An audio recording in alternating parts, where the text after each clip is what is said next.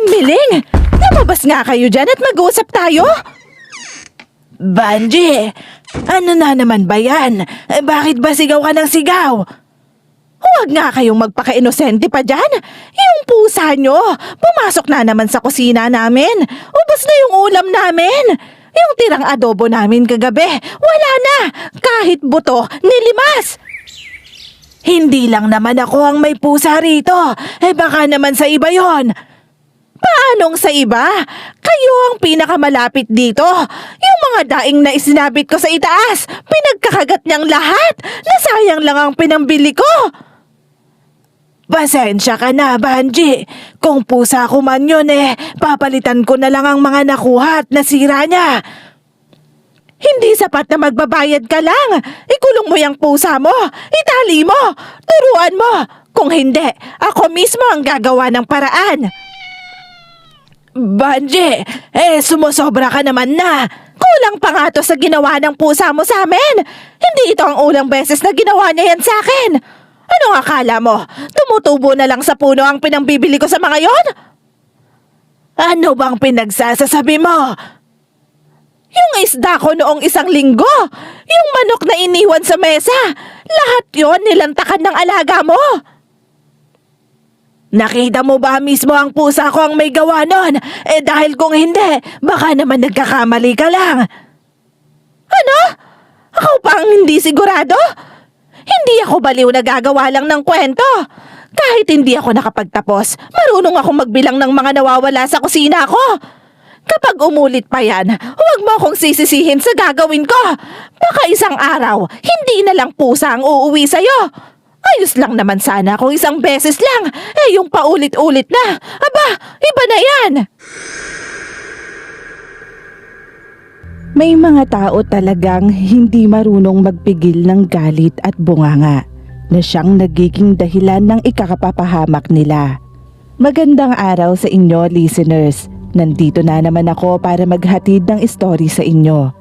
Nakakatuwa at napakasolid pa rin ng pagsuporta at pagtanggap nyo sa akin at sa mga stories ko. Maraming salamat po. Ang story natin ngayon ay tungkol sa isang karanasan ng isang ina na handang gawin ng lahat para ipagtanggol ang mga mahal niya. Lahat naman tayo may nanay, pero paano kung ang paraan ng pagprotekta niya ay puro sigaw, puro galit at hindi nakikinig sa anumang paliwanag? Kapag kayo ba galit, ano bang madalas mangyari? Nakakatulong ba kayo para maayos kaagad ang problema? O nagiging dahilan pa kayo ng mas malalang problema? Bago nyo sagutin yan, pakinggan na muna natin ang kwentong ito ni Aling Banji. Ma? Ma? Nasaan ka ba? Ano ba yon? Tawag ka ng tawag. Akala ko kanina ka pa nakaalis. Hindi ako makadaan dun sa may gilid Yung motor ko, hindi makalusot. May mga nakaharang na hollow blocks dun sa may daanan. Dun sa tapat nila Aling Miling. Buong daanan nga sinakop na. Nagpa-deliver daw sila ng hollow block para dun sa may Poso Negro nila. Oh, bakit naman doon nila itinambak yon? Ewan ko ba? Wala nang space sa pagitan. Sasabit yung motor ko dun sa may pader. Malilate na nga ako sa trabaho dahil dun. Sinabihan mo na ba sila? Kinausap mo sana. Oo, tinawag ko pa nga si Aling Miling Pero ang sabi lang sa akin, sandali lang naman daw yun. Ilang oras nang nakakalipas, hindi pa rin inaalis. Ganon ha? Sige, at ako ang kakausap sa matandang yon. Namumuro na talaga sa akin yun Huwag na ma, baka kung ano pang mangyari. Magko-commute na lang ako. Ay, hindi! Hindi pwedeng hayaan na lang yon. O eto ang pamasahe mo. Ako nang bahala dito. Mukhang nakakalimot na sila kung ano ang tama at mali. Ma, huwag mo na sanang palakihin pa yun. Basta, ako ang bahala. Hindi ako papayag na maaabala ka nang dahil lang sa kapabayaan ng iba. Maaga pa lang, maririnig na kaagad ang malakas na boses ni Aling Banji. Kasunod ang mga kalabog sa bahay nila. Padabog ang lakad ni Aling Banji nang lumabas ito ng bahay nila Nakahawak ang bewang nang tumayo ito sa tabi ng bakuran nila Aling Miling. Halatang galit. Mula sa gilid ng bahay, napatayo si Aling Miling sa paglalaba. May hawak pa itong bimpo at basa ang kamay. Ano na naman ba yon, Banji? Tignan mo nga ito. Hindi mo ba nakikita yung mga hollow blocks nyo? Hindi na makadaan ang motor ng anak ko. Ay, sandali lang naman yan. Hahakutin rin naman yan mamaya. Wala akong pakialam. Kahit isang segundo pa yan. Daanan to. Hindi na to sakop ng lupa nyo. Late na sa trabaho yung anak ko. Hindi na makadaan. Hindi ko naman sinasadya. May tinawag naman na kaming maghahakot dyan. Alam mo bang delikado yan, ha? May rights kami para dumaan dito. Tapos haharangan nyo lang? Ha? Para nyo na kaming pinagdadamutan yan. Banji, huwag mo naman na sanang palakihin pa to. Dadating na rin naman mamaya yung mga maghahakot. Hindi ko pinapalaki to. Nagsasabi lang ako. Akala mo kung sino kang maglalagay ng harang dyan sa may daanan? Kita naman harang na harang ang daanan. Wala nang mapaglalagyan. Pasensya ka na talaga, Banji. Ipapaayos ko lang naman yung Poso Negro namin. Bakit dito nyo nilagay to? Sa mismong daanan pa. May bakuran naman kayo Wala na kasing pagdadaanan kapag dito pa sa bakuran ko inilagay. Alam mo naman yung gilid namin dito. Hindi madadaanan dahil sagad na yung pader sa kabilang bahay. Ay, wow naman. So kami pa ang mag-a-adjust na wala kayong paglalagyan? Ang galing nyo din naman Mabuti sana kung hindi kayo nakakaperwisyo. Aba, hinarangan nyo yung daan dito. Hindi naman sa ganon. Nagkataon lang naman na wala pa yung mga maghahakot. Ganon na rin yon.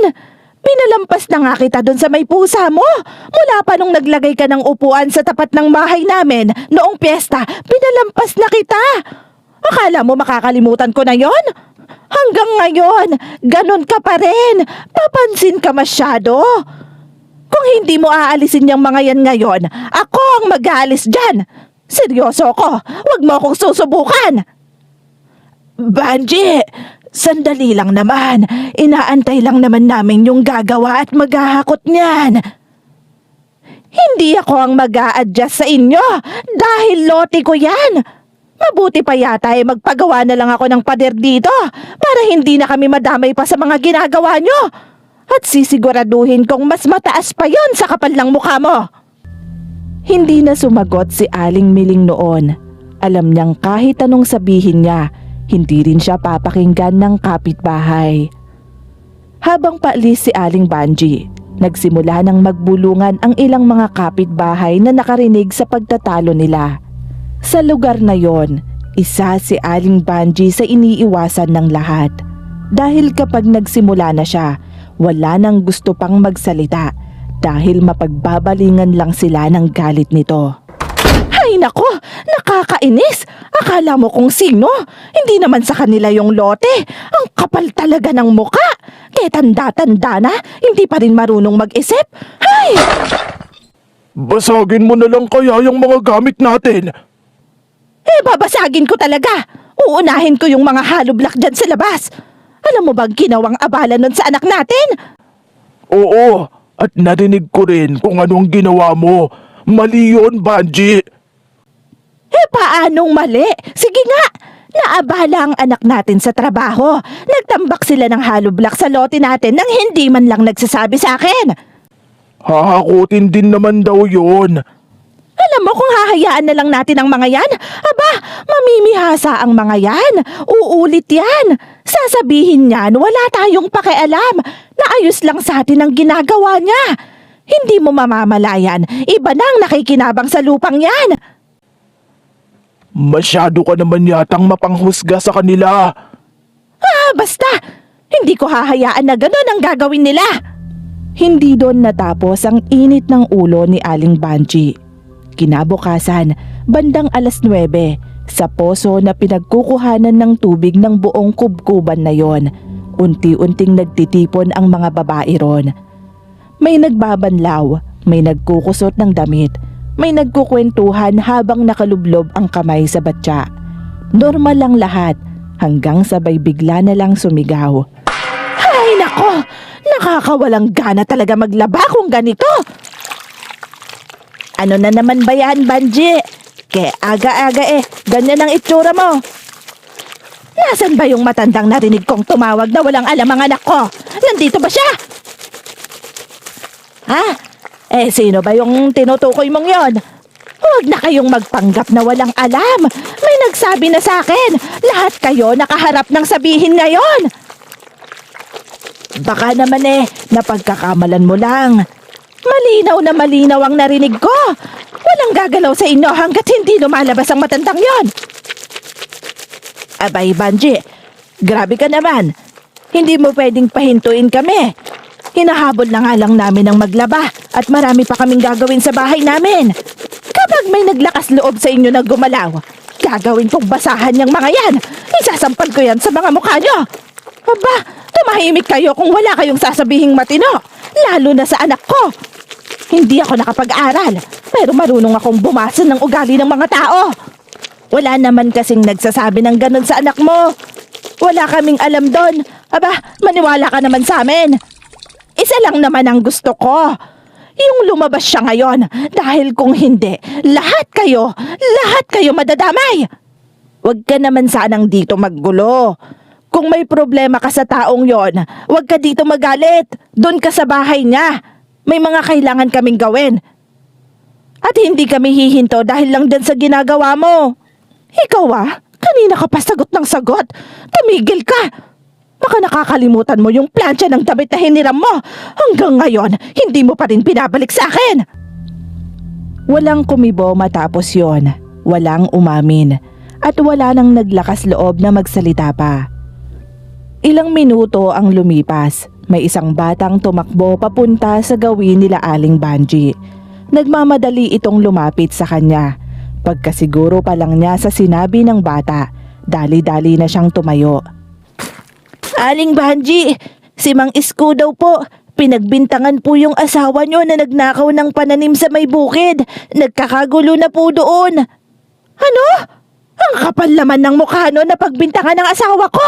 Nasaan sila? Nandoon po sa may bukid. Pinapapunta lang po ako dito ni nanay kasi nagkakagulo na daw po doon. Nasaktan na rin daw po yung asawa nyo.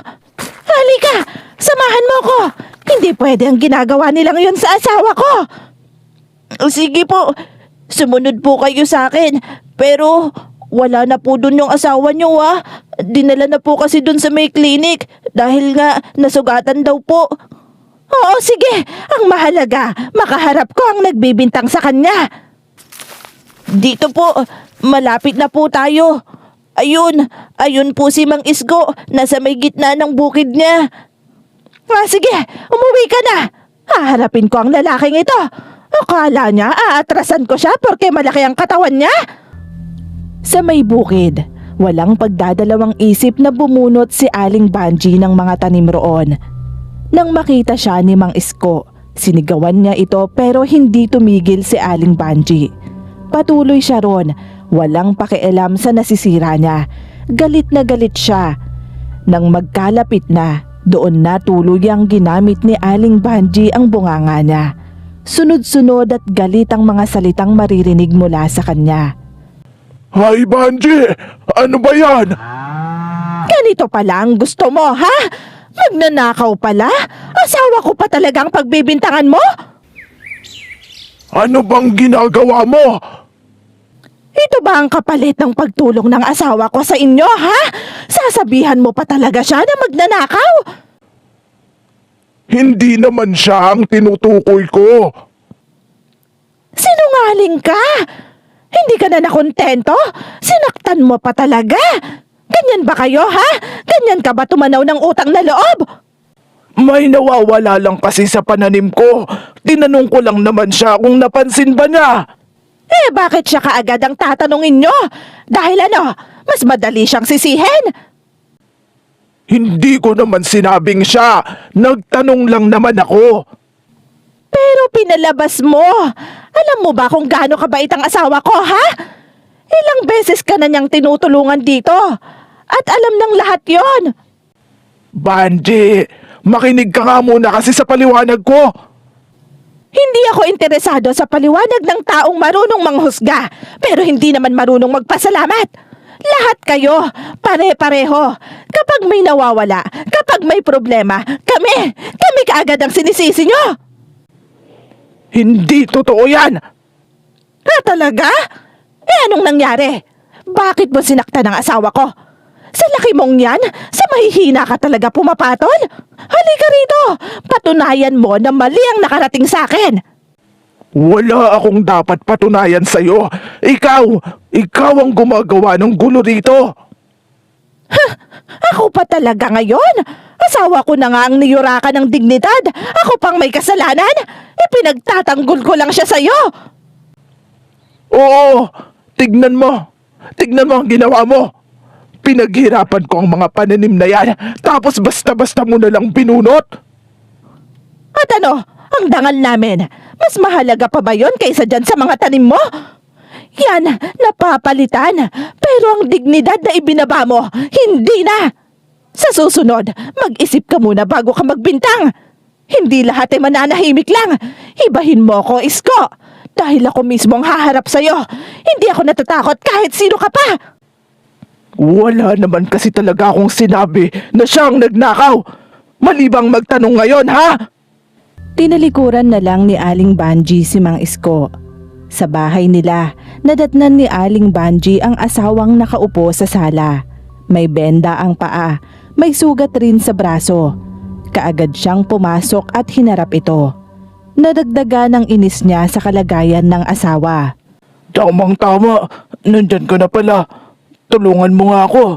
Kanina pa ako nasisiyar eh. Halika! Naiinis talaga ako dun sa Isko na yon. Naku, nanggigigil talaga ako sa ginawa niya sa'yo. Ano? Huwag mong sabihin, inaway mo si Mang Isko. Ano pa nga ba? Nalaman kong pinagbintangan ka niya. Alangan naman nahahayaan ko na lang yon. Hindi ako papayag, ano? Marangal tayong nabubuhay. Tapos pagbibintangan ka lang niya? Aba, hindi pa pwede sa akin yon. Sandali lang. Ihintayin mo ako dyan. Hindi mo na naman naiintindihan eh. Ano bang hindi ko naiintindihan? Oh, dahan-dahan ka lang. Pinagbibintangan ka niya. Papayag na lang ba ako doon? Sasabihan kang magnanakaw? Asawa mo ko. Siyempre hindi ako papayag na gano'n ang gagawin sa'yo. Hindi naman kasi ganun ang nangyari. Kinausap lang naman niya ako. Kung kinausap ka lang niya at tinanong, bakit kayo nagkagulo? Bakit ka may sugat? Bakit nagganyan ang nangyari sa'yo? Hindi naman kasi si Mang Isko ang nakaalitan ko. Nagkataon lang nakatatapos niya akong kausapin noon. Si Melchor talaga ang nagdidiin sa akin at siyang dahilan kaya nangyari to. Ano? Ang sabi sa akin si Mang Isko raw ang may gawa niyan sa'yo. Nakakahiya kay Mang Isko ang ginawa mo. Inaway mo siya kaagad. Ay nako, ang problema kasi sa'yo, sugod ka ng sugod. Sinong nakakahiya sa atin ngayon? Makikiusap na lang ako ron. Ano bang malay ko? Tsaka, yun naman ang nakarating sa akin. Kaya naman nagalit ako at tinaway ko siya. Bukas na bukas din, kausapin mo siya. Humingi ka ng pasensya. Doon mo na ako dalhin sa may kwarto. Gusto ko nang magpahinga. Kumikirot kasi tong sugat ko eh. Tinalikuran na lang ni Aling Banji si Mang Isko. Hapon na noon, papalubog na ang araw. Sa loob ng bahay, nag-aayos si Aling Banji ng mga pinaglabahan niya nang biglang bumukas ang pinto. Napalingon siya ron. Naroon ang anak niyang si Carla, bunso niyang anak. Magulo ang buhok, gusot ang uniform, may bahid ng mantsa ang palda. High school pa lang si Carla noon. Napatigil si Aling Banji at kaagad na naningkit ang mga mata. Tanda ng pag-uumpisa niya sa sunod-sunod na tanong. Ano yan? Anong nangyari sa'yo? Bakit ganyan ang itsura mo? Wala to ma. Anong wala? Sa eskwelahan ka ba talaga galing, ha? Para ka kasing pinulot sa basurahan. Ano ba talagang nangyari sa'yo? May nakaaway lang po ako. Pero okay lang naman po ako. Ano? Sino namang nakaaway mo? Sa school lang, ma. Hindi naman malala tong nangyari sa akin eh. Okay lang po. Ang tanong ko sa'yo, sino ang nakaaway mo? Ma, okay na yon. Hayaan mo na. Ay, hindi! Akong bahala sa'yo. Hindi pwedeng ginaganyan ka nila. Sabihin mo sa akin, sino? Ma, wag na. Okay lang naman po ako. Hindi naman po ako nasaktan ni Emily. Ay, nako. Emily, yung anak ni Marites. Aba, anak, hindi ako papayag na magpapaapi ka doon. Wala sa dugo natin ang ganyan. Pupuntahan ko siya ngayon. Ma, wag na nga. Nakakahiya ho. Mag-iiskandalo na naman kayo. Bitawan mo nga ako. Ipagtatanggol kita doon. Kung nakikita mo lang ang itsura mo ngayon, huwag mo akong pigilan. Hoy, Marites, lumabas ka nga dyan. Ilabas mo yung anak mong mukhang anghel, pero ugaling demonyo. Sa loob ng bahay nila Aling Marites, nagulat ang mag-anak dahil sa hiyaw ni Aling Banji. Kasalukuyan kasi silang naghahapunan noon kahit 5:00 pa lang ng hapon.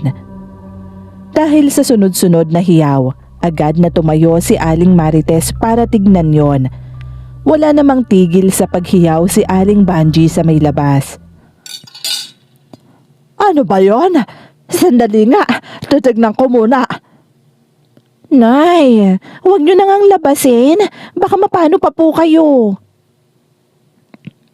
Marites, huwag mo nga akong paghintayin dito. Lumabas ka na rito. Kung ayaw mong lumabas, ako ang papasok dyan. Sandali nga, Banji. Ano bang nangyayari, ha? Ano bang kailangan mo? Tignan mo ang anak ko. Ganyan ba ang tamang trato sa kanya, ha? Hindi ko alam ang pinagsasasabi mo. Ano bang ibig mong sabihin? Inaway lang naman ng anak mo ang anak ko. Hindi yun magagawa ng anak ko. Pakinggan muna natin ang paliwanag nila. Hindi na kailangan. Nay, anong meron dito? Yan ang tinutukoy ko. Mukhang anghel, pero ugaling demonyo. Ha? Huwag kang magpaka-inosente sa harap ko. Hindi totoo yan. Kilala ko ang anak ko. Tumahimik ka nga. Palibhasa, madumi ang bibig mo. Kasing lansa ng tulingan mong paninda. Kung alam mo lang ang ginawa niyan sa anak ko. Ano bang ginawa niya? Sabihin mo nga, para maayos natin to. Hindi yung nag-e-eskandalo ka rito. Akala mo ba maaayos pa to sa usapan lang? Ha? Hindi totoo yung mga sinasabi mo. Wala siyang ginagawa sa anak mo. Aba talaga lang, ha? Bakit ganyan ang itsura niya pag uwi? Ano? Sino ang nag-umpisa niyan? Tahimik lang si Carla at maging si Emily. Wala sa kanila ang makapagsalita. Galit na tumingin si Aling Banji sa anak nang wala itong makuhang sagot. Ilang sandaling nagpapalit-palit ang tingin niya sa anak at kila Aling Marites bago siya nagsalita ulit ng pasigaw. Ano?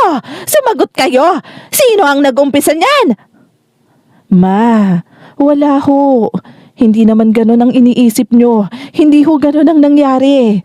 Anong hindi ganon? Tingnan mo nga! May sugat ka! Magulo ang ayos mo! Tapos sasabihin mong wala lang yon? Sinong maniniwala sa'yo? Ma, hindi naman ho kasi kasalanan ni Emily. Tumahimik ka nga! Ano? Pinagtatakpan mo pa talaga siya? Ikaw na nga itong ibang kalagayan! Banji, nakikiusap ako. Pag-usapan natin to ng maayos. Akala nyo ba dahil tahimik lang ang anak ko, pwede nyo na siyang tapak-tapakan lang? Hindi ako papayag! Hindi namin yun gagawin sa kanya. Makinig ka nga kasi muna. Hindi na! Subukan nyo ulit at hindi lang bakod nyo ang gigibain ko. Pati kayo, ibebenta ko sa palengke. Hindi ganon ang solusyon. Bilang ina, ikaw sana ang unang iintindi. Hindi ikaw ang magsasabi kung anong solusyon. Kayo ang problema dito. Kayo ang mali. Hindi mo pa nga alam ang buong kwento. Nagbibintang ka na. Sinasabihan mo na agad na mali ang anak ko. Dahil hindi ko na dapat malaman pa. Sapat na ang nakikita ko. Halika na anak. Hindi tayo makikipag-usap sa mga taong hindi marunong umamin sa pagkakamali nila. Tara na. Pag-uwi nila galing sa eskandalong ginawa ni Aling Banji, parang ibang tao na siya sa bahay nila. Kanina lang, halos mabulabog ang buong barangay sa lakas ng sigaw niya. Pero ngayon na nasa loob na sila ng bahay, mahina at mahinahon na ulit ang boses niya. Nakaupo lang sa tabi si Carla, nakayuko habang hawak ang manggas ng uniform. Anak, maupo ka lang muna dyan. Ipagluluto kita ng makakain mo. Ay, mabuti na lang at may natira pang langgonisa rito. Paborito mo to eh. Ma, okay lang naman po ako. Hindi okay kapag napapahamak ka anak. Hindi ayos sa akin na ganyan ang nangyayari sa'yo. Hindi ako papayag no. Lahat ng luhang naiyak ko noon, ipapaluha ko sa sino mang magpapaiyak sa anak ko ngayon. Po? Ma, hindi kita maintindihan eh. Pero okay lang naman ho ako. Hayaan nyo na ho yun. Hindi anak. Hindi ako papayag na tatapak-tapakan at aapihin ka lang ng iba. Hindi ba mas lalaki ho ang gulo dahil sa ginawa nyo? Lalaki talaga ang gulo kung hindi ka titigilan ng Emily na yon. O eto, luto na. Kumain ka na. Habang kumakain, naalala ni Aling Banji kung paano siya sigawan noon ng sariling ama. Kung paano siya pinagtutulungan ng mga kamag-anak kapag sumasagot siya. Kung paano niya tinitiis ang lahat ng walang dumadamay para sa kanya. Kaya ngayon, habang nakatingin siya sa anak, nangako siya na hindi niya hahayaang maranasan yon ni Carla. Lumipas ang ilang araw, nagkaroon pa ng usapan matapos pumunta ni Aling Marites kila Aling Banji para personal na humingi ng tawad. Pasensya ka na, Banji, ha? Ayoko nang palakihin pa ang gulo. Kaya humihingi ako ng pasensya sa kung ano mang nagawa ni Emily. Baka naman sinasabi mo lang yan kasi nahihiya ka sa mga kapitbahay mo. Ikaw ang pinag-uusapan ng lahat dito. Hindi. Gusto ko lang naman talaga na matapos na ang gulo. Ayoko nang may nakakaaway ang mga anak ko. Hindi ko gusto na may gulo. Matatapos lang naman to kung tuturuan mo ang anak mo ng maayos. Alam naman na niya ang pagkakamali niya. Ako mismo ang nagpapaintindi nun sa kanya. Kaya naman sana, kapag nakita mo kami, huwag ka naman nang nag-eeskandalo pa. Oh, kita mo na? Nahihiya ka lang naman na malaman ng lahat kung gaano kasama ang ugali ng anak mo. Kaya ka nandito. Hindi. Totoo ang pagpunta ko rito at seryoso akong humihingi ng pasensya sa'yo. Talaga lang ha? Ay sige na, makakaalis ka na. Siguraduhin mo lang sa anak mo na hindi na mauulit ang ginawa niya kay Carla. Dahil kapag naulit yon, sinasabi ko sa'yo, hindi na ako magpipigil pa. Buong akala ng lahat, doon na matatapos ang alitan ng dalawang pamilya. Pero hindi pala. Isang hapon, pauwi si Aling Banji galing tindahan nang mapansin niyang may 3 taong magkakausap di kalayuan sa bahay nila. Si Carla, Emily at si Aling Marites. Mukhang seryoso ang pinag-uusapan nila ron. Pero sa mata ni Aling Banji, sapat na yon para sumiklab ulit ang galit niya. Hoy! Marites! Huwag mo ngang maturo-turo yung anak ko na parang dumi! Ha? Nag-uusap lang naman sila para magkaliwanagan.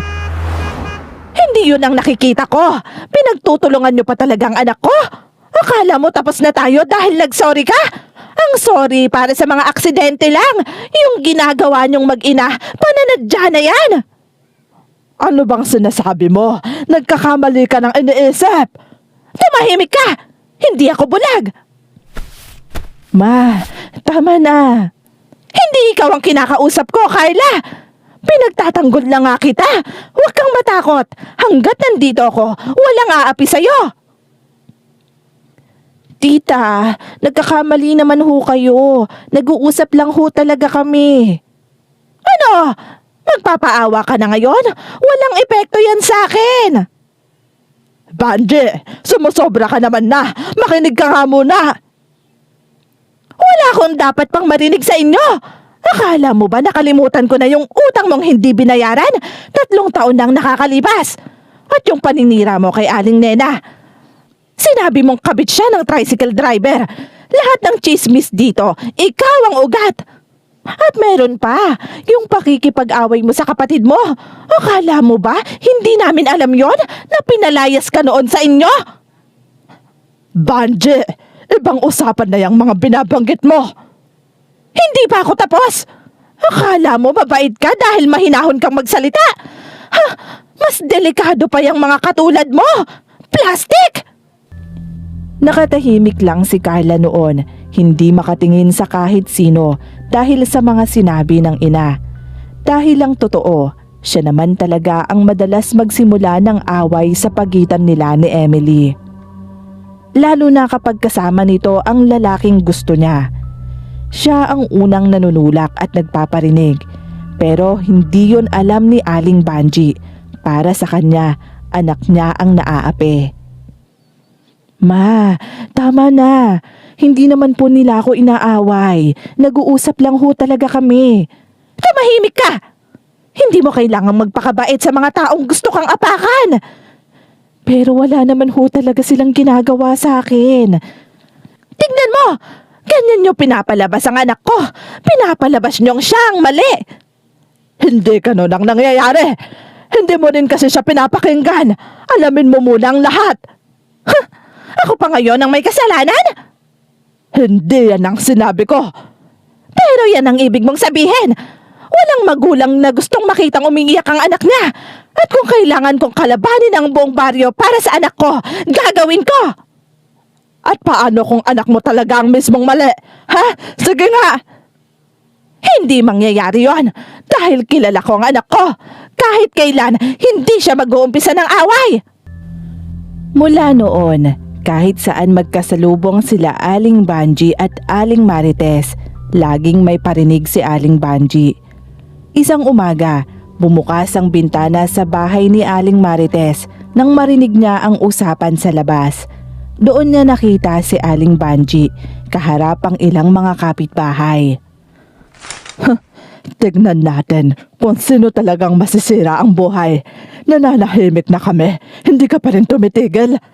Ako na nga ang nagpapakumbaba kahit na anak mo naman talaga ang may mali. Hindi ka nakikinig sa paliwanag at ngayon sinisiraan mo pa talaga ako sa lahat. Hindi mo kami tinitigilan. Hindi lang kaming mag-ina kundi buong pamilya ko. Sa ginawa mong yan, hindi ko na rin pipigilan ang sarili ko ngayon. Ako naman ang magtatanggol sa pamilya ko. Ilang araw ang lumipas. Nakaramdam ng kati sa braso si Aling Banji. Kahit ilang araw, hindi yon nawawala. Tuwing kinakamot niya, mas umiinit pa ang balat niya. Hanggang sa magkaroon na yon ng maliliit na pantal. Habang tumatagal, dumadami at nagkakaroon na ng mga sugat na hindi natutuyo. Ma, baka naman allergy lang yan. Hindi ako inaatake ng allergy, anak. Tsaka wala naman akong allergy sa kung ano. Ang kinakabahala ko dahil to sa init ng panahon. Pumunta na kaya tayo sa health center. Ipatingin na natin yung balat nyo. Hindi na kailangan. Simpleng sugat lang naman ito. Iinom na lang ako ng mga antibiotic. Ay, ano ba yan? Ang kati talaga. Nakakainis. Bakit ganito? Kamutin mo nga tong likod ko, anak. Hindi na ako mapakali. Ma, bakit parang lumalaki ang mga sugat nyo? Ano ka ba? Kinakamot ko lang yan. Huwag kang ang OA. Diyan, dito sa bandang kabila. Ayan, ang makati talaga dyan eh. Pero kasi, ilang araw na rin kayong ganyan. Hindi ba kayo nababahala? Masyado ka lang nag-aalala. Okay lang naman yan. Gagaling yan. Iiwasan ko na lang na kumain ng mga malalansa. Hindi talaga kayo marunong makinig. Ipatingin na lang ho natin yan para sigurado. Hindi na nga. Bakit ba namimilit ka, ha? Hayaan mo na lang yan. Gagaling yan. Tatapalan ko na lang din ng antibiotic. Masyado akong pinag-iisip ng batang to. Simpleng sugat lang naman eh. Hay! Bakit ba kasi hindi nawawala tong mga kati na to? Nakakainis naman. Ilang araw pa ang lumipas. Hindi na lang kate at sugat ang meron ng balat ni Aling Banji. May gumagalaw na sa ilalim ng balat niya. Isang umaga, habang nagpapalit siya ng damit, napatigil siya dahil sa kung anong gumagalaw sa sugat niya. Dahan-dahang lumalabas mula sa laman niya ang isang maliit na puting uod. Carla! Carla, anak! Halika nga rito! Po, ano po yun, ma? Tingnan mo nga ito! May lumalabas na uod sa may sugat ko! Baka kasi nakakasagap ng dumi kaya ganyan, ma. Lagyan nyo kasi ng takip. Paano ko tatakpan? Kita mo nga, buong katawan ko na meron na! Anong gusto mong mangyari sa akin? Mabalot ng mga pantakip na yan? Sinabi ko naman na kasi sa inyo, ipagamot nyo na. Ayaw nyo naman. Tignan mo nga kung ano-ano nang ginamot ko. Nawala ba? Gumaling ba? Hindi naman, di ba? Nandito pa rin! Mas marami naman ho silang alam na gamot. Mas marami silang ibibigay sa inyo. Ay nako, gastos lang yon. Kung ano-anong ipapabili kapag hindi umepekto. Ano? Di nasayang lang ang ipinangbili natin. Ay nako, sarili nyo talagang pinapakinggan nyo. Kahit nahihirapan na kayo, ayaw nyong sumubok. Mula noon, unti-unting nanghina si Aling Banji. Halos hindi na rin siya makatulog. Sa gabi, habang nakahiga siya, tsaka niya nararamdaman ang masasakit na parte ng katawan niya. Sunod-sunod at pasakit ng pasakit. Kulang na lang, pati mata at dila niya makaramdam na rin ng sakit. Aray! Ang sakit ng binti ko! Parang may gumagalaw! Yung laman! Tapos parang naninigas! Ho? Baka naman pinupulikat lang ho kayo, ma. Hindi! Iba ito sa pulikat! Masakit to masyado! Laman ko mismo ang sumasakit! Ay, Diyos ko! Bakit ganyan? Gumagalaw yung laman nyo sa binti. Iyon nga ang sumasakit, anak! Naninigas pa ang buto ko! Nahihirapan akong igalaw! Ayaw nyo naman kasing makinig sa akin. Nakita nyo na, nahihirapan na kayo. Teka lang. Bakit parang ang laki ng tiyan nyo ngayon? Ha? Anong malaki? Ay, nako! Oo nga! Bakit naman naging ganito? Hindi nyo man lang naramdaman? Hindi! Hindi pwede to, anak! Wala akong ibang nararamdaman! Eto! Ngayon lang! Pakiramdam ko! Nabibinat ang balat ko! Ano yun? Parang may gumalaw, ma. Buntis ka ba? May laman ba yung tiyan mo? Ano bang sinasabi mo? Menopause na ako sa edad kong ito! Paano pa ako mabubuntis, ha? Tawagan mo na nga lang yung kuya mo. Sabihin mo, bilhan niya ako ng gamot. Sige na, ngayon din. Ngayon lang nakita ni Carla ang mama niyang natatakot ng ganon. Kahit hindi nito sabihin, halata naman sa tono nito. Bihira nang lumabas si Banji simula noon. Kapag may dadaan sa tapat nila, dati siya ang unang bumabati sa kanila. Ngayon, nakahiga na lang siya at nakikiramdam sa paligid.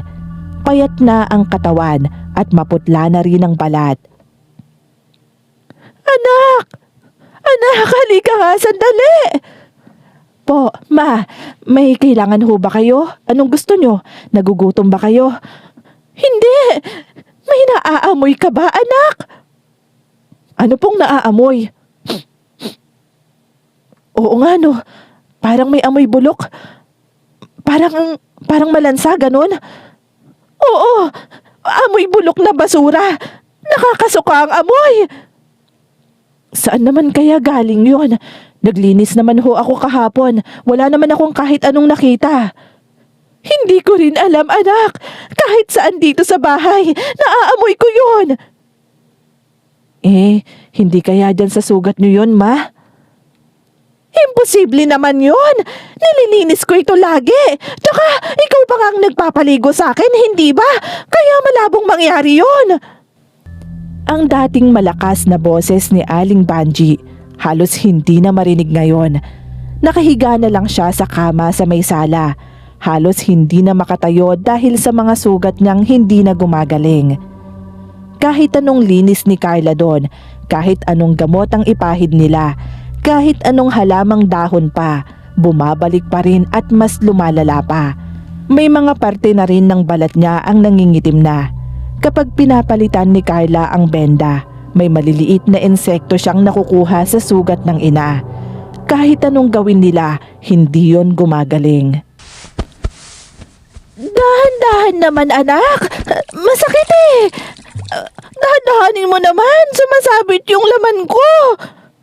Sorry po, ma. Nakadikit na kasi sa benda eh. Pagbutihin mo naman. Masakit talaga eh. Dinadahan-dahan ko na nga po. Sadyang nakadikit lang po talaga. Tiisin nyo na lang po. Masakit nga. Anak, alam mo ba? Pagod na ako sa ganito. Wala namang pagbabago sa kalagayan ko. Ilang araw na ba akong ganito, ha? Ano ba naman kayo, ma? Hindi ba matapang kayo? Bakit kayo nagsasalita ng ganyan? Kaya nyo ngang awayin ang lahat, hindi ba? So bakit kayo susuko dyan sa nararamdaman nyo? Anak, iba naman ito. Yung pakikipag-away, hindi naman ganito na nasasaktan ako ng ganito. Hindi. Lumaban kayo, ma. Lakasan nyo naman ang loob nyo. Kumain kayo ng marami. Uminom kayo. Inumin nyo ang lahat ng gamot na kailangan. Magdasal kayo. Yun ang dapat nyong gawin. Sa kabilang banda, hindi rin naging madali para kay Marites ang lahat. Ilang araw matapos niyang kulamin si Aling Banji, bigla ring nagkasakit si Aling Marites. Isang umaga, habang nagtitinda siya ng isda sa palengke, bigla na lang siyang napahawak sa ilong niya. May dugo yun. Ha? Bakit may dugo? Nasosobrahan na yata ako sa trabaho. Hoy, okay ka lang ba? Napagtindahan ko na yung bumibili sa'yo. Aha? Oo, okay lang ako. Nahilo lang ako. Pasensya ka na ha, naabala pa kita. Aba, dapat hindi ka masyadong nagpapakapagod. Tumatanda ka na rin. Hindi ka na kasing lakas noon. Oo, salamat talaga ha. Ay nako, eto na siguro yung balik sa akin ng ginawa kong pangkukulam. Lakas ko ang binabalikan. Ay. Magkaiba man ang paraan, pero parehong naapektuhan ng dalawang ina. Isang maulan na hapon noon, nagpunta si Carla sa bahay nila Aling Marites. Basang-basa ang tsinelas niya. Ilang minuto siyang nag-isip kung tutuloy ba siya, hanggang sa kumatok na siya. Pagbukas ng pinto, si Aling Marites kaagad ang bumungad. Hindi kaagad makatingin noon si Carla.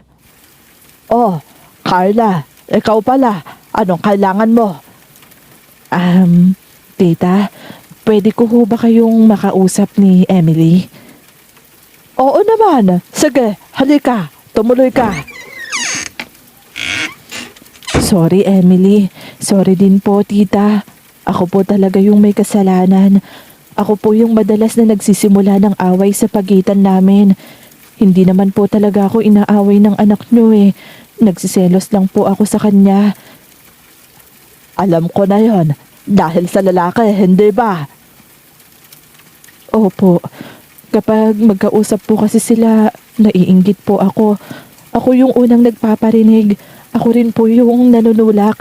Kaya nilalabanan lang ho ako ni Emily. Pero ang lagi po kasing iniisip ni Mama, ako po yung inaapi. Hindi ko po alam kung paano aaminin sa kanya. Bata ka pa, Carla. Marami ka pang hindi maiintindihan. Pero sana natuto ka rito. Dahil sa ginawa mo, hindi lang ikaw ang napahamak. Hindi lang din ikaw ang nagulo. Nadamay ang lahat sa paligid mo. Opo, pasensya na po Pasensya na rin po sa nagawa ni Mama. Hindi niya po kasi ako pinapakinggan bago siya mag-iskandalo. Naiintindihan ko bilang ina. Pero sana, hindi na umabot sa ganito kung nalaman lang na kaagad ang totoo. Pasensya na po talaga kayo. Mauna na rin po ako. Iniwan ko lang ho kasi si Mama sandali. Hindi po siya pwedeng walang kasama. Kawawa naman si Aling Banji, no Mama? Kasalanan din naman niya yon, kaya nangyari sa kanya yon. Pero sino ba naman tayo para hindi magpatawad, hindi ba? Nagpakatotoo si Carla sa atin. Iwasan mo na lang din siya para hindi na maulit pa to. Napahikbi si Carla habang pauwi siya. Pero gumaan ang pakiramdam niya. Pagpasok niya sa bahay nila, nadatnan niya si Aling Banji na nakahiga, nakatitig lang sa kisame. Umupo si Carla sa tabi ng ina at hinawakan ng kamay nito. Ma, gising na pala kayo. Lumabas lang ho ako sandali. Saan ka ba nang galing, anak? Kila Tita Marites po. At ano namang ginawa mo ron? Mama, humingi po ako ng tawad sa kanila. Ako po talaga yung may kasalanan sa away namin. Hindi po kasi kayo nakinig kaagad sa akin bago kayo nag-iskandalo. Ano? Ibinaba mo ang sarili mo para lang sa kanila? Bakit mo naman ginawa yun? Hindi ko po binaba ang sarili ko dahil lang humingi ako ng tawad. Pinakita ko lang po na alam ko ang kamalian ko at sana kayo rin. Makita niyo ang pagkakamali niyo, Ma. Na hindi dahil kayo ang matapang, kayo ang malakas, kayo yung malakas magsalita, kayo na yung tama. Ginawa ko lang naman ang alam kong tama, anak. At bilang ina, gusto ko lang naman na ipagtanggol ka. Ayaw kong inaapi ang isa sa inyo. Kahit sino pa sa inyo. Alam ko po yun at naa-appreciate ko po yun, Ma. Nakita ko po kung gaano nyo kami kamahal. Kaya po magpalakas kayo para naman makasama pa namin kayo ng matagal. Pagsisimba pa tayo, hindi ba? Naging maayos din naman si Aling Banji kalaunan. Gumaling at bumalik sa normal ang lahat. Pero hindi na siya kagaya ng dati. Ngayon, inaalam na niya ang lahat bago mag-react. At mas pinag-iisipan na rin niya ang mga sinasabi niya. Hindi na siya dinadaig pa ng galit. Ang laki na talaga ng pinagbago mo, Ma. Para ka ng ibang tao, Hoy, kuya, ano ka ba? Kahit naman nagbago si Mama, siya pa rin yung mama natin. Kaya igalang mo naman. Alam ko naman yon. Nagbibiro lang naman ako. Masyado nang mabigat ang mga nangyari sa pamilya natin. Pinapasaya ko lang naman kayo. Kung katulad pa rin ng dati si Mama, alam mo kung anong sasabihin niya sa'yo? Wala ka sa lugar, kaya manahimik ka. Hindi naman ikaw si Mama, kaya okay lang. Tsaka, sa bigat ng pinagdaanan natin, deserve naman nating sumaya. Tignan mo si Mama, nangingiti na. Ako na naman ang trip niyong dalawa, ha? Ako na lang lagi niyong napapansin. Masaya lang po kami na kung ano kayo ngayon, Ma. Masaya kami na bumalik na kayo sa dati at nagbago kayo. Hindi naman masama ang intensyon ng isang tao, tulad ni Aling Banji. Ang gusto lang naman niya ay protektahan ng anak niya. Natural yon sa isang magulang. Kapag nasasaktan ng anak, nasasaktan din ng magulang. Maraming tao ang tulad ni Aling Banji. Mga taong nasaktan noon, kaya lumaki silang handang lumaban. Mga taong hindi marunong makinig dahil sanay silang kailangan sumigaw para marinig. Ang nagiging problema lang, kapag galit lagi ang inuuna, para bang nawawala ang kakayahang makita ang buong katotohanan. Hindi nakakapag-isip ng maayos. Alam nyo yung sobrang pagprotekta natin sa mga mahal natin sa buhay. Tinuturuan na pala natin silang takasan ng accountability. Na sa bawat pagtatanggol natin sa kanila, mas hindi sila natututo na humarap sa mga consequences ng ginagawa nila. Hindi naman mali ang ipagtanggol ang sarili, pero dapat alam mong nasa tama ka. At mas lalong hindi masama ang magpakumbaba, lalo na kung ikaw ang may sala. Maraming salamat po sa pakikinig. Maraming salamat po sa pakikinig. Nakaka-challenge tong story na to dahil ang daming characters. Pero sana ho nagustuhan nyo. Kung nagustuhan nyo ho yung story na to, palambing naman po ako ng likes and comments. Babasahin ko po yan lahat at susubukan ko pong replyan kayo isa-isa. Pipili na rin po ako ng isa-shoutout ko sa next stories. Kaya po mag-comment po kayo sa ibaba. Kita-kits po. God bless.